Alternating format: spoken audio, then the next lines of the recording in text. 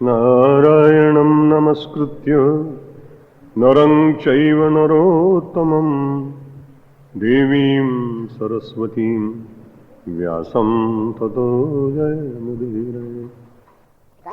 भूल के कारण कष्ट हो जाता है। अपने आश्रम में भी और अन्य आश्रमों में भी कुछ लोगों की चोरी आदि के कारण कुछ पैसे की क्षति हुई। मैं बहुत विचार करता रहा कि ये गंगा तट पर आने के बाद ऐसा सब क्यों हो जाता है। तब गंगा माता जी ने कहा कि जब मैं सबके मनोरथ पूर्ण करती हूँ तो जब चोर आता है तो मुझसे कहता है कि मेरा भी एक आध कहीं दांव लगवा देना, तो आपको प्रमाद आ जाता है, आपकी वस्तु चली जाती है। ठीक है कि आपकी यहाँ प्रदेश में आने के बाद आप व्यवस्थाएं हो जाती हैं, आपका बजट गड़बड़ा जाता है, आपकी कुछ कठिनाई होती है, लेकिन हम लोग तो रोज सूचना दे रहे हैं पहले दिन से कि भाई जरा अपने ताले बंद रखिए। वो सतयुग का जमाना तो है नहीं जो हम आपसे ये कहें कि ताले खुले छोड़ के जाइए। हम सब लोगों के अभी अनेक प्रकार के लोग आते हैं, आश्रम में नौकर हैं, चाकर हैं, कर्मचारी हैं। लाख प्रयत्न करने के बाद वे सब सदाचारी हो जाएंगे ऐसा तो कल्पना नहीं कर सकते, और ऐसा होता तो इस देश में हमारी बहन जयललिता जी और हमारे भाई लालू यादव भी ऐसा गड़बड़ क्यों करते।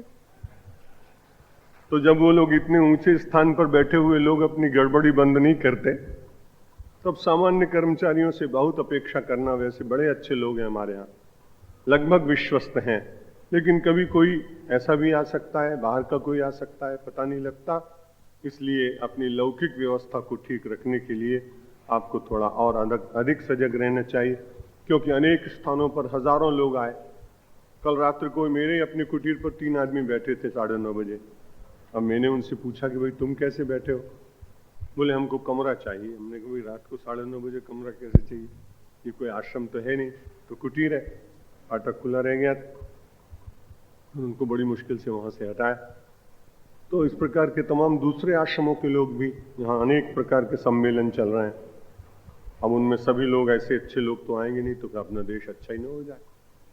तो इन सब बातों का ध्यान रखते हुए इसलिए मैंने प्रारंभ में बात कही कि कथा के बाद की बात कहना अच्छा लगता नहीं, और आश्रम में हम सब लोग बैठे हैं, इसलिए थोड़ी बहुत व्यावहारिक चर्चा भी कभी कभी करनी चाहिए। व्यवस्थापक लोग या ब्रह्मजीत जी या हमारे परम सात्विक प्रकृति के पुंडरीक जी आपको कुछ कहें तो आप सुनते तो हैं, लेकिन वो लोग कहते हैं महाराज जैसे आपकी कथा का असर होता है ना लोगों पर, इसलिए व्यावहारिक बात आप ही कह दें तो ज्यादा लोग सुनेंगे। मैंने कहा चलो भाई, एक काम आपने और बताया मुझको।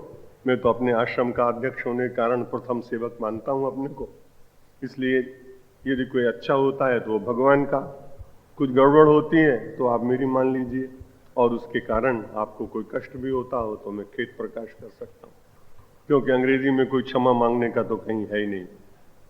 कहीं गड़बड़ हो जाए तो सॉरी कह देते हैं, ज्यादा गड़बड़ हो जाए तो सॉरी, वेरी सॉरी। लेकिन हम तो ऐसा मानते हैं कि हमारे व्यवस्थापकों को और सजग होना चाहिए और आपको भी थोड़ी सावधानी रखनी चाहिए। श्री राम जय जय, श्री राम जय राम, श्री राम जय जय राम,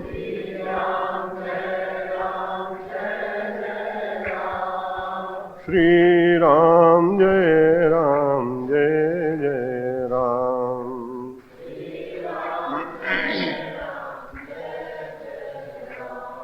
श्री राम जय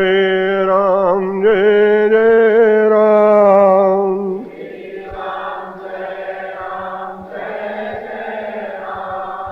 श्री राम जय जय राम।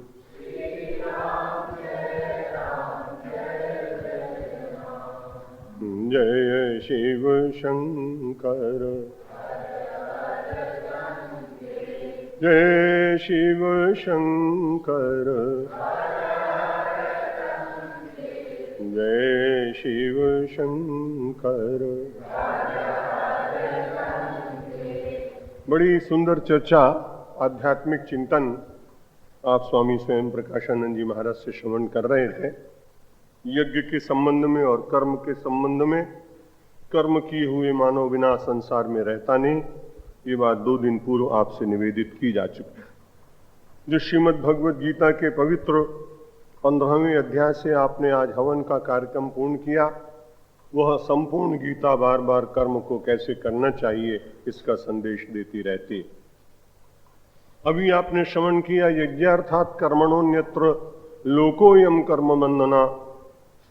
ये यज्ञ के अतिरिक्त जो कर्म किया जाता है, तदर्थम कर्म कौन्तेय मुक्त संगो, ऐसा कुछ श्लोक है। तो इसलिए उस परमात्मा के लिए यज्ञ करते हुए, यज्ञ का अर्थ जो आपने हवन किया है तो है ही, यज्ञ का संपूर्ण अर्थ है कि अंतर से समर्पण पूर्वक कोई भी कर्म कर।